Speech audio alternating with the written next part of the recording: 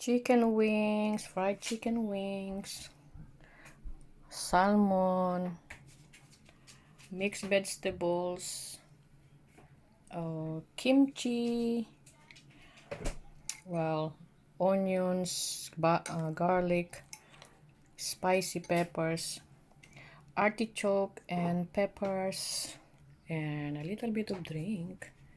And that's it, our dinner for tonight. Look, simple but full. It will be full our stomach for tonight. So come and eat. That's steamed vegetables.